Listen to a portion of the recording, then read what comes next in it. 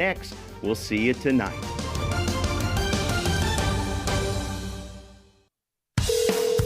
From the studios of EWTN, this is Open Line with today's host, Colin Donovan. In North America, call toll-free 1-833-288-EWTN. That's 1-833-288-3986. Outside North America, call 1-205-271-2985 or send an email to openline@EWTN.com. And we welcome you to Open Line Friday here on EWTN, the Global Catholic Radio Network. We are very blessed to be with you on this beautiful Easter Friday afternoon. Jack Williams away today. I am joined by our Friday host, Mr. Colin Donovan. How are you, sir? Well, pretty good, and like a lot of people here at the network, trying to get through the interregnum, the mourning period, which will begin with the funeral of the Pope tomorrow, and ultimately the election of the Pope. So a sad time, but it's certainly an interesting time in the life of the Church. A fascinating time indeed, and I must relay that on a Monday morning, as all this was very fresh in our minds, some of us had been there since 5 or 6 in the morning. I ran into Colin in the hallway. You may remember this, Colin. And I said, "So, Colin, just another Monday, right?" He goes, "Yeah, I think I'll cruise on the internet for a while and have an extra cup of coffee." And certainly, this has been an unusual week.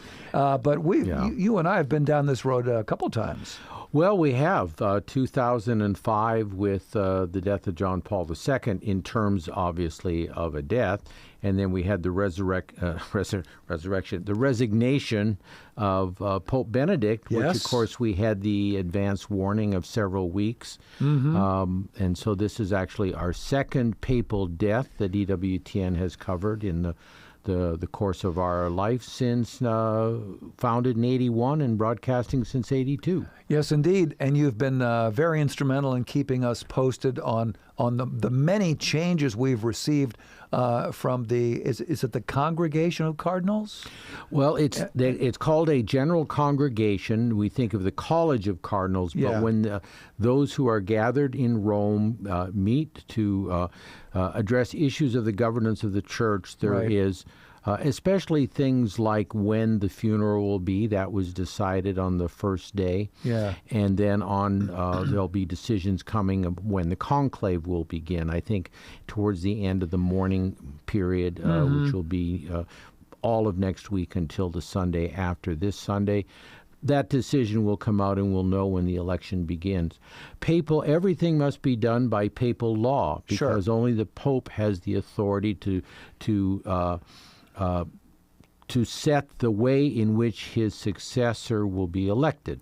So the cardinals are constrained by that law, and they're applying it, in the case may be. We've had 4 general congregations, the meeting of the cardinals who are already in Rome, and we're scheduled to have a 5th one on Monday. And then at some point that process will switch to what is called the conclave, which is where the cardinals who are electors, those under 80 who are present in the Sistine Chapel or who are sick and are nearby, and there's a process for dealing with you might say, the sick who are local in Rome and in the conclave to that extent. We will move from having congregations of the cardinals to the conclave of the electors, those under 80 who are present in the room, as it were, and actually vote in the succession of votes that will lead to the next pope. It's all a very fascinating thing, and I think it's very important for people to realize that the Church does not stop. Things are continuing. Yes, it is the death of the Holy Father, but that doesn't mean that the entire Catholic Church is on hold. No, and it's quite interesting what the laws. Obviously, the dioceses go on as they are, the parishes and the life of the church, the local churches, the particular churches are local churches, meaning the diocese of the Catholic Church. And those go on. Within the Holy See, of course, authority stops with the death of the Pope. So all of the heads of departments, the prefects and others, They essentially, their office comes to an end. They themselves are no longer the head of that department. And only the ordinary business, just like, if our top management wasn't around, we're still going to go on and do our ordinary things we do every day. We just won't make the big decisions. Sure. And so they can't make the big papal decisions, if you will, but the ordinary paper shuffling and the things that they do, the decisions making on simpler things, that will all go on. Now, in addition to these general congregations that I've described where all the cardinals come together, there are what's called the particular congregations. These are a very small number of bishops who in the law are to be chosen to assist the camerlingo and in the running of the church. And the senior bishop, the dean of the college, Cardinal Ray. And so they're sort of doing the active running of this. We're here, but we're not doing the big stuff. Sure. And so that daily stuff will go on under their management until the new pope is elected. And then the governance of the church will essentially get reset up again because people will be either temporarily reappointed to the positions they held under Pope Francis or other things will be determined. So it's all sort of nitpicky when you think about it as an outsider, but at the same time, it's all very well thought out, and it's a practice procedure.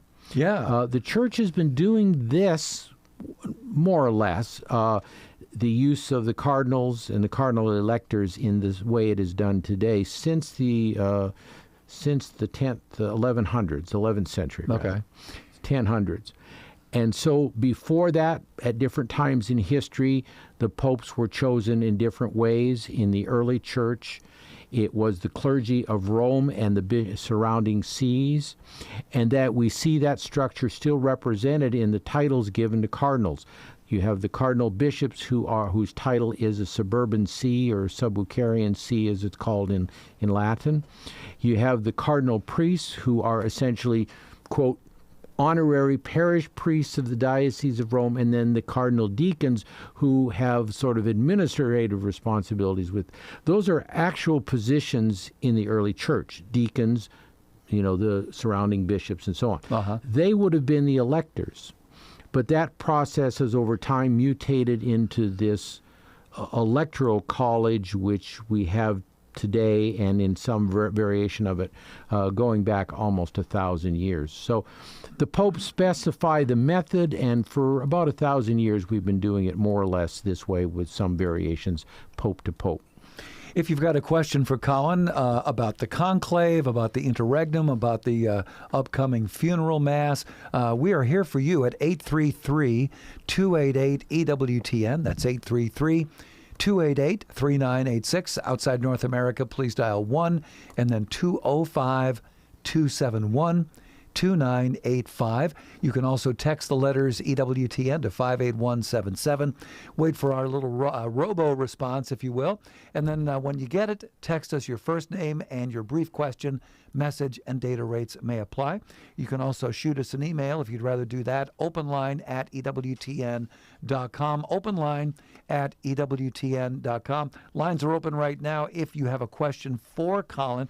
A very interesting question came up last hour with Call to Communion, Dr. David Anders. Someone wanted to know why haven't more American cardinals been in the forefront when it comes time to choosing the next pope?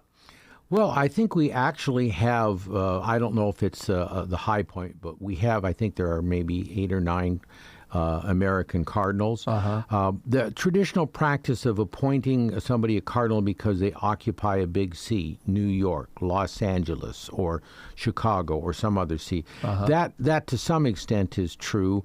But the Pope, this present Pope, went out to the peripheries, as he liked to say, and find representatives in places where even there weren't a lot of Catholics. In I think Fiji is one place, East Timor, which an old Portuguese colony, I believe, and other places as well, that represents his outreach and concern for the poor, the developing world, as opposed to the developed world.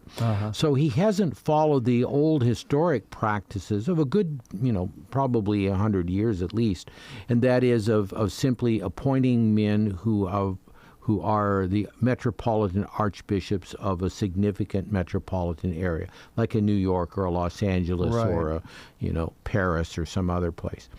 So those particular bishops, I think, still are cardinals, but there are many sees that historically have had cardinals that don't today, because the Pope has chosen to go to the peripheries and to appoint more representative people of the whole church, in a certain sense, you can say, and especially of the poor and others who are having difficulties in their lives that he has a particular interest in.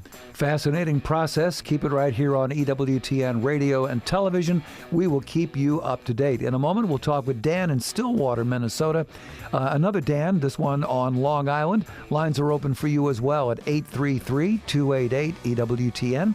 That's 833-288-3986. Open Line Friday with Colin Donovan here on EWTN.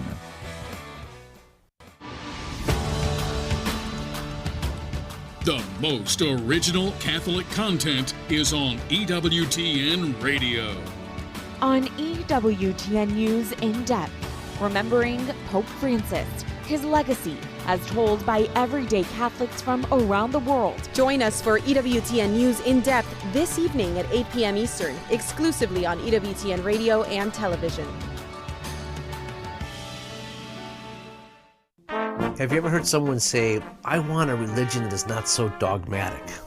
Well, G.K. Chesterton says a religion that is not dogmatic is not a religion. A religion means something that commits a man to some doctrine about the universe. Anyone who believes anything is dogmatic. In fact, Chesterton says a teacher who's not dogmatic is not teaching anything. An auto mechanic who's not dogmatic is not going to be able to fix your carburetor. We want professionals to have specific training, but specific training means embracing very specific ideas. And yet, we want a religion that's not dogmatic, as if standing before God is less important than repairing our car. Spend more time with the Apostle of Common Sense. Visit chesterton.org for more information and go to EWTNRC.com to discover more books and programs written and inspired by G.K. Chesterton. On the EWTN Global Catholic Radio Network. If you have a question, call 1-833-288-EWTN. That's 1-833-288-3986. Outside North America, call 1-205-271-2985. Or send us an email to openline@EWTN.com. Lines are open for you on this beautiful Friday afternoon here on Open Line Friday on EWTN. That number again, 833-288-EWTN. We have two lines open right now.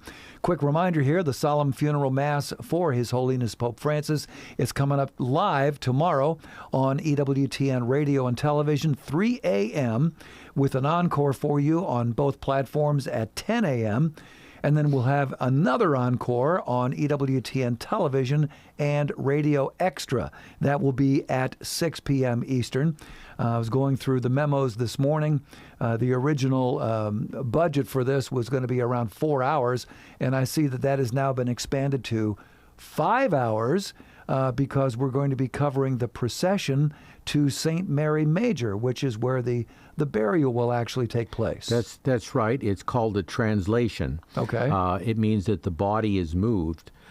It's not a word you encounter very often, but there are some saints will have two feast days. So St. Benedict, who died in March 21st, that's in Lent. So the Pope gave him a feast day in July when you can celebrate more. Okay. But having gone to a Benedictine seminary, of course, we celebrated the March 21st date, when it was in Lent. But this translation means the movement of the body, that his body was moved. In Benedict's case, it was from Nursia to Monte Cassino, where he was entombed there. So in this, St. Benedict, in this case, the Pope has desired to be buried in St. Mary Majors. They've actually released a photograph of this location. Really?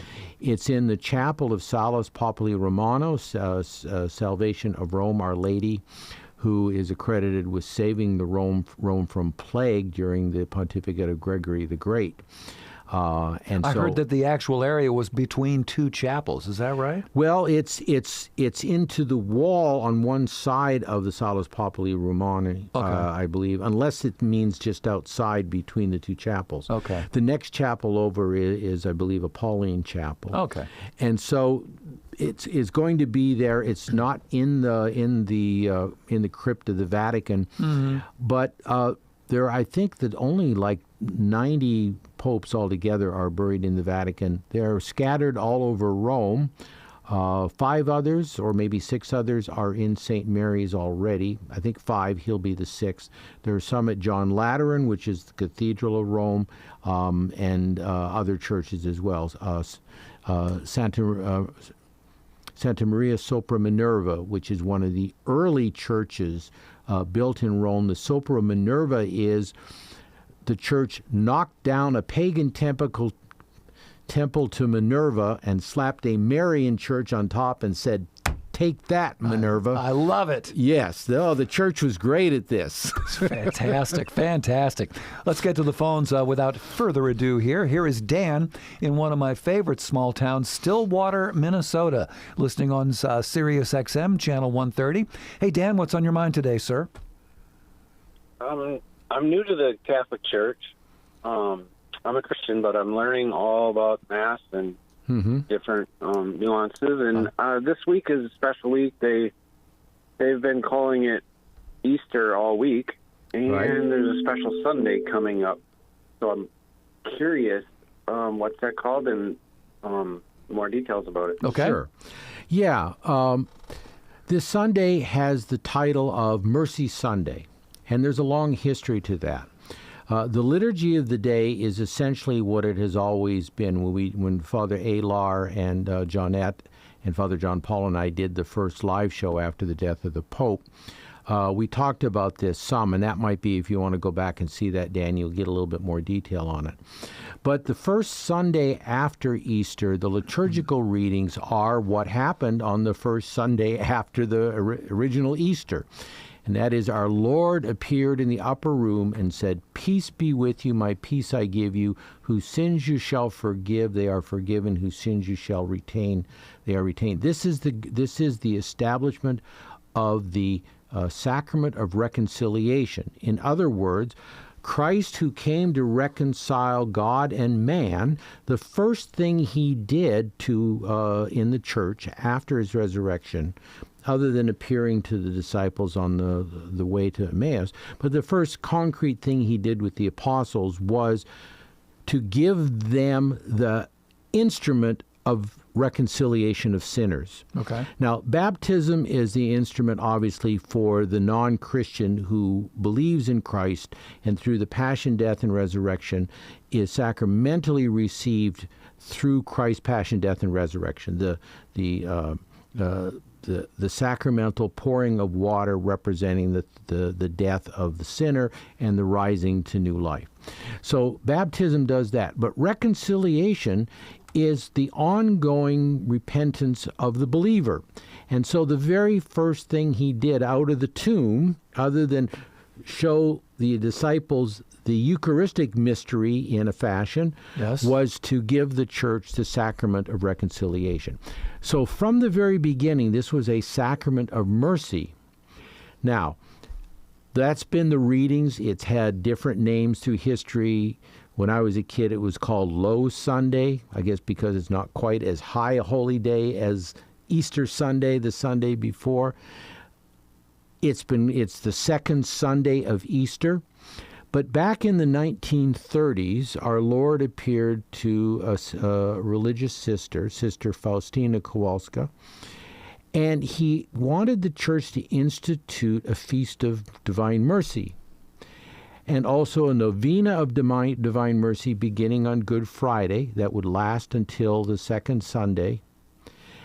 And the image of divine mercy with water and blood coming out from the side, representing, traditionally this is in the gospel on the cross, Jesus has said when was pierced with the lance, blood and water flowed.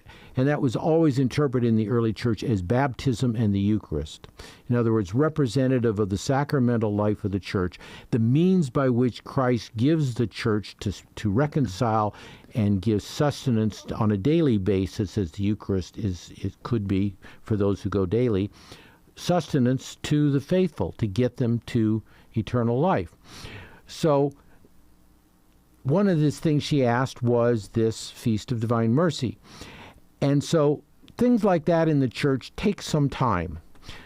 A mystic receives some insights on the Sacred Heart of Jesus. It took time for the church to accept that particular idea and image, and to see how it was previewed and prepared in the teachings of the church, in the tradition, and the Immaculate Heart of Mary as well. And so this is a case where all the elements seem certainly dogmatically correct, but how to get the church, how would the church concretely create this Mercy Sunday?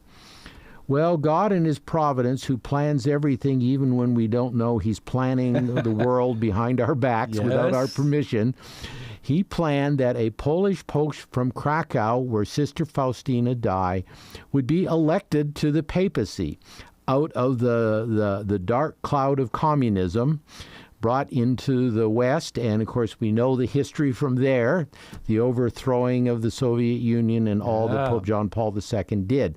But one of the things he did in the church was to institute the Feast of Divine Mercy. To make it official. To make it official, and to give an indulgence on behalf of the papacy, on behalf of the church, to those who do certain practices of devotion to the Divine Mercy on that Sunday. So for many very devout Catholics, Mercy Sunday is a tremendous, not feast day obviously because it's still the celebration of Easter, but also because it has this concrete meaning that is represented in the liturgy and has been for ages, but also focuses their attention on this aspect, praying for groups of souls that need the divine mercy, who are far from Christ or far from the church if they are Christians, but not Catholics. These kinds of things. So these groups of people that Christ wants to take into His side, as it were, to experience the sacramental life He left the church. And so that's the big deal about Sunday, and there are many ways to celebrate it. If you're practicing Catholic, you're going to Mass anyway. Take a few minutes or some time to think about the Divine Mercy, about the readings of the day and what they mean, to pray the Chaplet of Divine Mercy, which is one of the devotions that flowed from the mysticism of Sister Faustina, of now Saint Faustina. All right. Hey, Dan, thanks for checking in from Stillwater, and welcome to the Catholic Church. Hey, that opens up a line for you right now at 833-288-EWTN. That's 833-288-3986, or if you wish, text the letters EWTN to 58177. All right, we're going to go from Dan to Dan. This Dan is on Long Island, listening on Sirius XM, Channel 130. Hello, Dan. What's on your mind today, sir? Yeah, hi. I understand that two of the major regulations with respect to voting in the conclave is that the Cardinals have to be under 80 years old, and there's a maximum of 120 Cardinals allowed to vote. Mm-hmm. However, I understand now we have about 135 Cardinals that are under the age of 80, and I'm just curious how they're going to handle that in the next couple of weeks, whether they'll exceed the number or whether some won't be voting. I'm just curious about that. Sure. Those who are present are voting. A pope elected all of them and made them electors. So although it's recognized, I don't think anybody canonically is questioning the right of the Pope to exceed the 115 or whatever the number was. Yeah. So just by the fact that he did it changed the law. And the next Pope can choose to, to observe that number or blow through it if he wants to. And Francis blew through it. And I don't know anyone who questions his right to do that. remember, there is a general principle, even in civil law, of the dead hand. He who governs, their authority, once they're gone, the successor has the, has the right, whether it's in civil matters, in the civil world, or in the church. So the Pope Francis did that, and all of those electors who are present and vote, those votes will be counted. 2/3 of them must elect the new pope, and the election will go on until 2/3 of the voters, of the cardinal electors who are present and voting, do so. So they're all in the club. They're all in the club, and I think I don't know what the reasonings were first by John Paul II, and Benedict didn't change it, and Francis didn't change it either. I think it's set as somewhat of an ideal, so you don't have inflated. You would want to have 200 cardinals, for example. Yeah. I think they'd have to rent rooms across the piazza or something like that. I think you're right. Probably. Yeah. So there may be some very practical decisions there, but as long as a pope has appointed them, they are electors. Dan, thanks for your call from Long Island. In a moment, we'll talk with Mary Ann in Cleveland, Henry in San Antonio, Stan in Georgia, Jordan in Cincinnati. Busy phone lines today on Open Line Friday here on EWTN.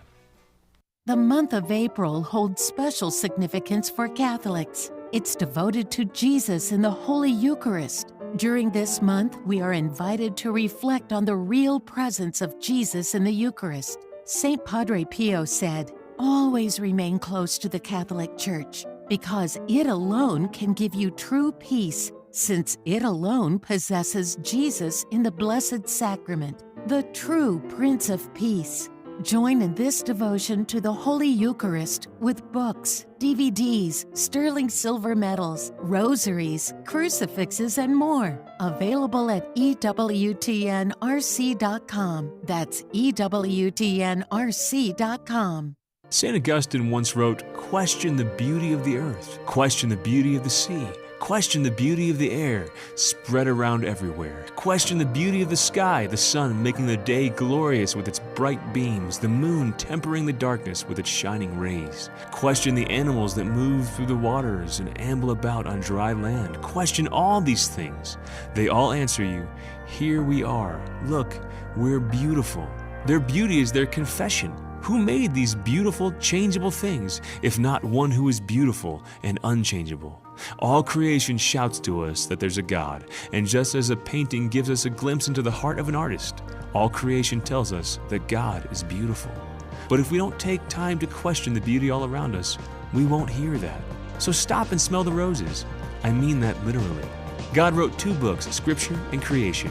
We should spend time reading both. This is Chris Stefanik from RealLifeCatholic.com on EWTN Radio. On Monday's Take 2 with Jerry and Debbie, our topic is all about relationships. And now back to Open Line Friday with Colin Donovan.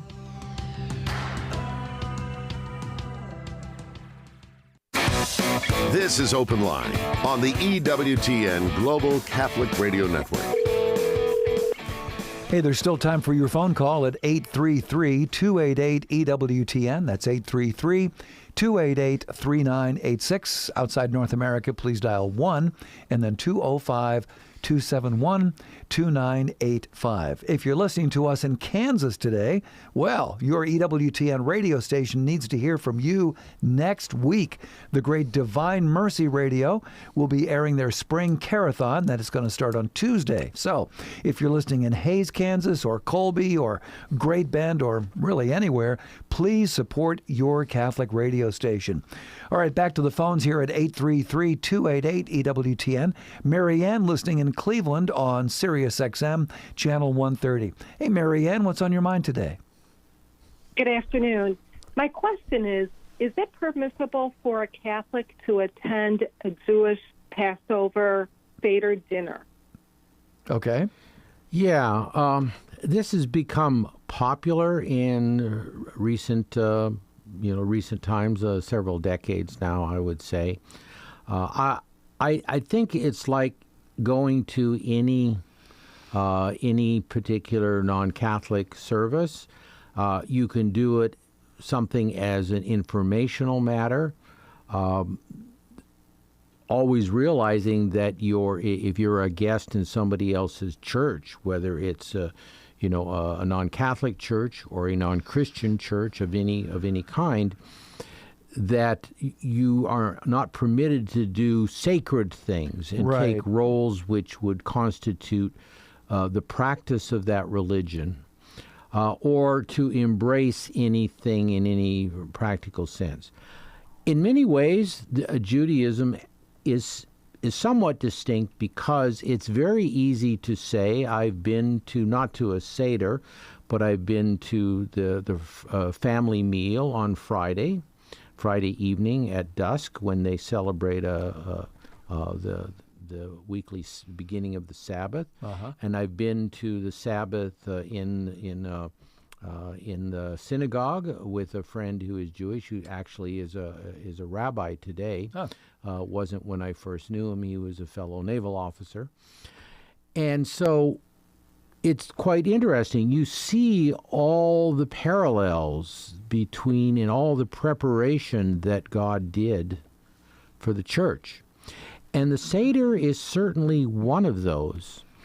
And I remember in liturgy class, trained by Benedictines, so we spent an awful lot of time on liturgy, just ongoing over the course of 4 years. That and sacred music.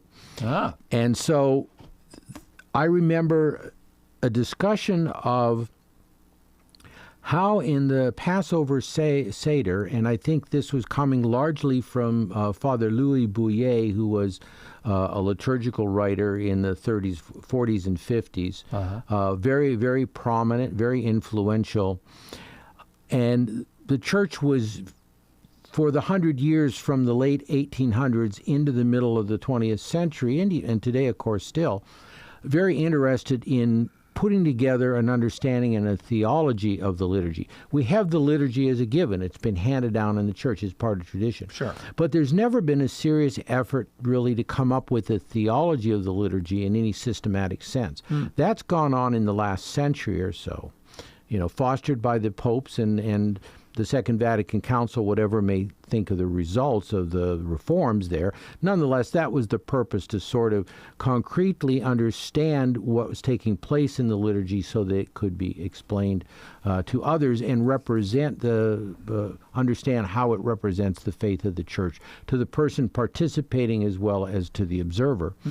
And so on this particular point, there is a good many arguments on the relationship of two Jewish practices to the Christian practice.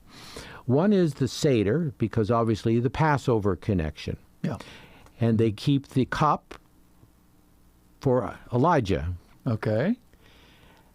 And what happened to that cup? And we already knew that if you believe it, Elijah has come, our Lord said. But the Messiah came as well. Indeed. Yes, indeed. So there are elements of the Seder, and there are elements of the sacrifices in the temple, which one would seem naturally.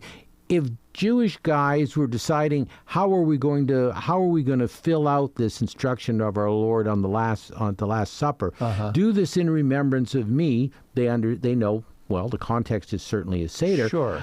But give us this day our daily bread, we probably ought to be doing this more often than, on the Sabbath, which became the day of the resurrection as opposed to the day of creation, Sunday. And so trying to understand that, the other things that the church does today, you look at the antecedents in Judaism. You had the sacrifices morning and evening. Well, the Mass can be offered at any time, everywhere. And Malachi predicted as much, from the rising of the sun to its setting, a perfect offering. The only perfect offering is the offering of the Son of God, Jesus Christ, to the Father. And that is being done in every time zone, probably at most of the hours of the day, by some priest somewhere, at least in the 21st century. So that's being done. You have the way the church, the monks began to pray the Psalms. Well, what did the apostles do? We're told they went up for the prayers in the synagogue, in the temple, the 3rd, the 6th, and the 9th hour. The church has a morning prayer and an evening prayer representing the morning and evening sacrifice. It has a mid-morning prayer, a midday prayer, and a mid-afternoon prayer. So the structure that the church eventually adopted in its own prayer life and liturgical life was preceded and prepared prophetically by the institutions of the old law, reinvigorated by the Sermon on the Mount and the charity of Christ, which comes through his passion, death, and resurrection. Mm-hmm. So it's quite natural that that this would be done. And so I think, in answer to your question, which I think I already gave, was yes, you can learn something from it. Don't go there to worship in any real sense, but you can certainly go there and look to see the ways in which the church actually, and Christ at the Last Supper, actually fulfilled the institutions of Israel. Mary Ann, thanks so much for your call from Cleveland. It is Open Line Friday with Colin Donovan here on EWTN. Let's go to Henry, a first-time caller from San Antonio, listening on the great Guadalupe radio. Henry, what's on your mind today, sir? Yes, sir. Good afternoon. Yeah, my question is, I remember the last time we had all the Cardinals show up to vote, and, you know, the conclave. I remember there was an imposter, I believe, that they caught that was dressed like everybody else, and I think he was caught because maybe, I'm not sure if it was because of the belt or because of the rosary where he had it on his waist or something, but it was at a position somewhere, and somebody called him out, and they found out he was an imposter that was trying to make his way into the conclave there to vote. And I was wondering what kind of security they have there to make sure everybody there is officially, you know, like a cardinal or something, because I know there's so many people there, so many cardinals there. Okay. Yeah. I wasn't consulted on the security, but I am sure that it is very tight. And remember, these are all men. They may, if you're from one side of the world and you've never met the guy from the other side of the world, sure, you've got a problem there. But I think this is probably less of a problem than it's ever been because we're such a highly documented world now. Yes. I don't know. Are they asking them for their passports? That might be the most secure way. It might be. And you know what? I believe every cardinal has a Vatican passport. I may be mistaken on that. Okay. So it might be that is an element of it, or a special ID card. Anyway, I may ask that question of somebody I know who will know the answer, but I don't know it exactly, and that's my surmise in any case. Best we can do at the moment. Henry, thanks so much for your call from San Antonio. It is Open Line Friday with Colin Donovan here on EWTN. Still time for your phone call. We can squeeze in one or two more at 833-288-EWTN. That's 833-288-3986. Let's go to Jordan now in Cincinnati, listening on the great Sacred Heart Radio, AM 740. Hello, Jordan. What's on your mind today, sir? Hi. I was just wanting some clarification on the Last Supper being the Passover meal, but then they also talk about, I believe it's in John, how Jesus was sacrificed on the cross at the same time that the lambs were being sacrificed, which I thought that would be for Passover the day before. So I'm just wanting that clarified. Okay. Sure. Yeah.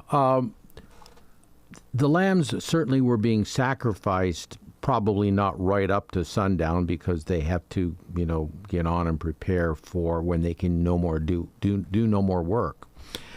And so it is said, I read this number, my recollection of the number is that because there were obligations on the part of the Jew to go up to Jerusalem for the high holy days, among which was Passover, there might have been 10,000 visitors in Jerusalem.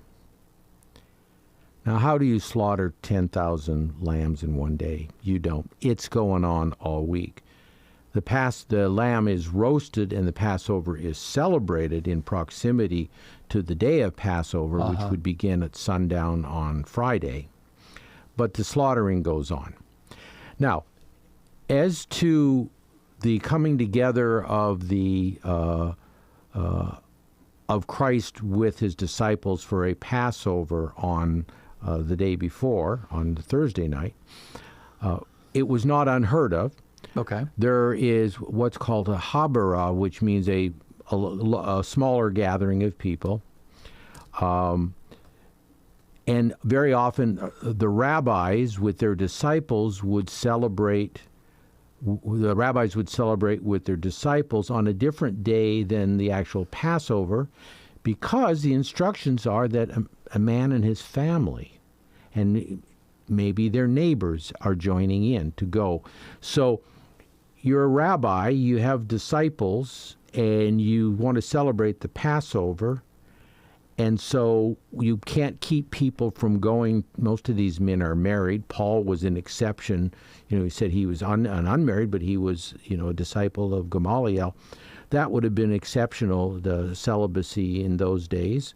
Although later it would be less so. Marrying the Torah became, in some circles, something that could be done. A rabbi spending his life so much on the Torah that he didn't marry. But in the first century, they would have been married. So their rabbi holds the Passover with them the day before, and then they're with their families, following the instruction given by Moses to Israel when they were in Egypt.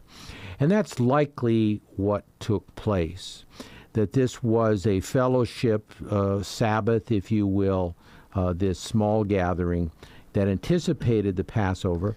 And finally, what the only other thing we have to draw on is, this is the Son of God. If he wants to hold the Passover the day before to prefigure his own passion, death, and resurrection, to begin on the night he would go to the garden to be arrested and his passion would begin, then God has provided that. Yeah. But I think you're also looking for the historical background, and I think this fellowship meal that rabbis would hold in anticipation of the Passover is that, potentially at least, that background. All right, Jordan, thanks so much for your call from Cincinnati. We hope that is helpful for you.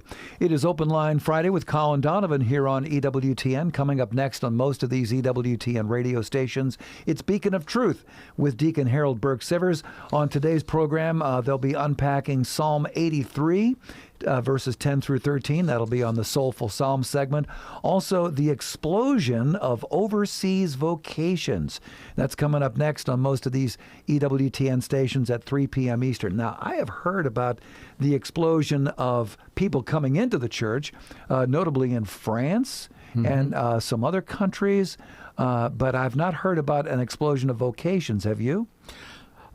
No, but I do remember reading, and there's been a couple Pew Research studies with the last number of classes of ordinands to the priesthood, what their predominant influences of. And there's a definite trending to both great piety and great orthodoxy. Now, whether it's quantitatively it's explosive, I don't know the answer to that. I think it's very situational. I think the record shows that where the bishop has led the way in those elements, that reinforces the historical tradition of the church and the historical practices of the church. And I'm not speaking traditional Latin Mass necessarily, right. But simply that fidelity, piety, and orthodoxy go together. Sure. And especially the practices that were in the past common, like Marian devotion and so on, and Eucharistic devotion, which practically any spiritual author in the life of the church would have said, the Eucharist, the Mary, and the devotion to the Pope, whoever he is. These are three pillars of the Catholic life. The Pope unites us in unity. The sacraments unite us in hope, and then of course the faith of the church is the doctrine is what unites us in the way we think and the way our mind is formed, and our will chooses from that. So those elements are quite reasonable and logical. I think it's certainly a phenomenon to watch. They've been saying this for maybe a decade now. I certainly believe that mothers role had a great deal to reverse it. Yes. The trends, Pope John Paul II, Benedict, and I think even Francis, there have been reports of conversions. I think many people are drawn to his merciful style. In the church, we're like any family, we fight about this, that, and the other thing. But I think a lot of people saw the way he acted towards the poor and the marginalized. Yes. And for them, this was very inspirational. This is what, Christ called us to do. Now, the reality of day-to-day church life is you have to unite the truth with the faith and with love. And so that's always an ongoing project, and no one ever gets it perfectly, And so that will continue with the next pope and until the second coming. We have I guess you could call him an honorary godson, who is a seminarian right now. He's at St. Meinrad. He is in the process of eventually becoming a military chaplain.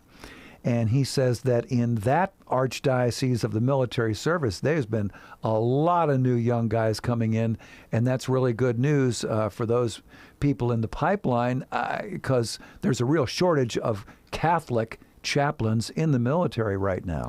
There always has been, even when I was in the Navy and was asked to be a lay leader on my ship, a small ship, and you're not, on carriers, large ships, a cruiser, you might have a chaplain. He might be Catholic or not. But certainly on a carrier, you'd have a Catholic chaplain, Protestant chaplain. Yeah. But on a little ship, you don't. So asked to be a lay leader. It was very difficult, during the end of the period of the Vietnam War. And so they were, at that time, there wasn't per se a military archdiocese. But it was, in those days, it was convincing men ordained for dioceses to come and serve in the military. So I think the institution of the military ordinariate has certainly probably helped. Yeah. But they still have to do the encouraging of vocations, and I believe the rules also require that they serve pastoral practice in an existing other diocese before they actually begin their service. I believe for military 3 years. 3 years, that's been the truth. Very good. All right. It's Open Line Friday with Colin Donovan. We have time for another call. Here is Alex, a first-time caller from Dallas, listening on the Great Guadalupe Radio, AM 910. Hello, Alex. What's on your mind today, sir? Hi, folks. Thank you. I remember in 2003, a very close friend of mine, a priest, recommended me to read about a certain cardinal called Joseph Ratzinger, anything that came out of his mouth, right? And I did. I have paid more attention to Pope Benedict, drawing deeply from his homilies and writings. Mm-hmm. But, firstly, to be honest, I want to thank you for the rosary this week after daily mass in EWTN, because I stayed for the rosary, and you guys read a lot of meditations and homilies from Pope Francis that really, really deeply touched me. I want to commit myself to, praying with and reading a lot more about Pope Francis intentionally.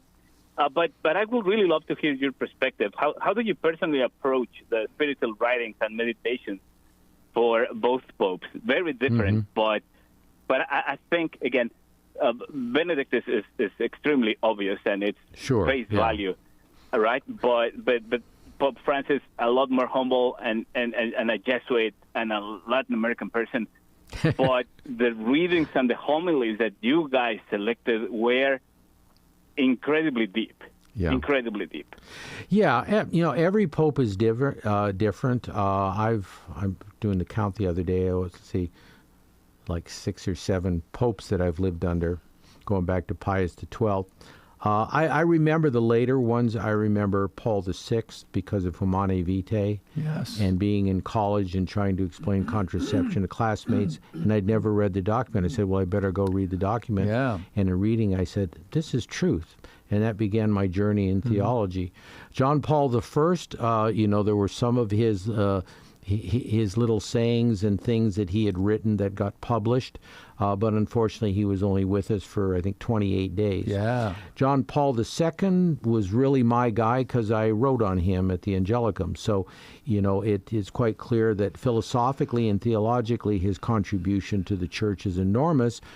And we're actually probably going to do a good deal on that here's future in the Catholic sphere, talking about the relationship of those kinds of things to the troubles in modern thinking. Mm-hmm. He tried to unite all areas, elements of truth.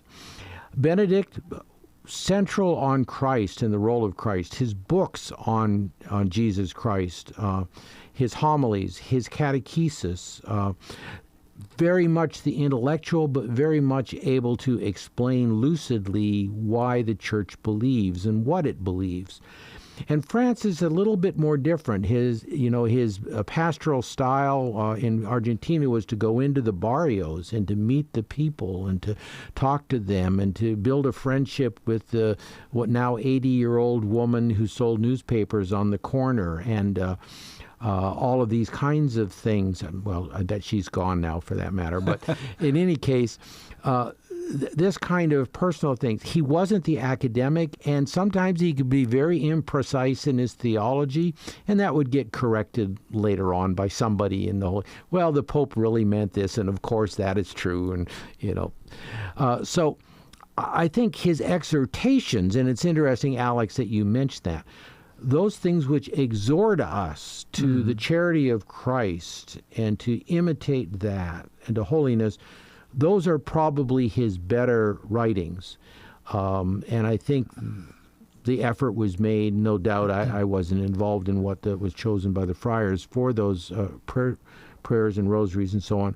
But I would think that those were, something central to his pontificate, but also among the best things that he did. And these are the things people found very challenging. If he said, why do we put people to death through capital punishment? That'd be a challenge to people who ask, well, why should somebody who kills 10 people or whatever, you go free? Those challenge us to think about the dignity of man and the life of man and how man is to be treated. Even recognizing the sin of man, the great, great sin of man. But these exhortations are something for us to think about and pray about and to apply them in our lives such as we can, realizing that in most of those exhortations to charity and to doing, great things for others also depend on our personal capacity, moral, material, and otherwise, and we may not be able to live up to them any more than we can live up to the Gospels. But I think it's always good that the Church has those, and I'm very grateful, Alex, that you found them so useful in your own journey. Alex, thank you so much for your call from Dallas this afternoon. I read somewhere this week, and I had never really thought of it before reading this, and maybe it was a conjecture, I'm not sure, but someone said that Bergoglio chose the name Francis because of his great love of the poor. Had you heard that? Yes, that's generally the account of it, is that Francis was the one, and he mingled with everybody. He touched the lepers when nobody else would, and so on. He didn't make that statement at the time, though. He just said, this is the name, I'm choosing it. He didn't say, this is why I'm choosing it, right? No, that usually comes out later, when Benedict, with his Benedict, why did Ratzinger choose Benedict? Yeah. And the elements of the shield and the motto and all of those things. We usually get the details on that and the what those different elements mean after the fact, and I think that's certainly the case in Francis as it was for his predecessors. Very good. Colin Donovan, thank you, my friend, and have a wonderful weekend. You as well. Hope everybody has a wonderful weekend. Don't forget our solemn funeral mass broadcast for His Holiness. That'll be at 3 a.m. live on EWTN Radio and TV, 3 a.m. Eastern Time, with an encore at 10 a.m. on both radio and TV, and then again at 6 p.m. on EWTN Television and our other radio service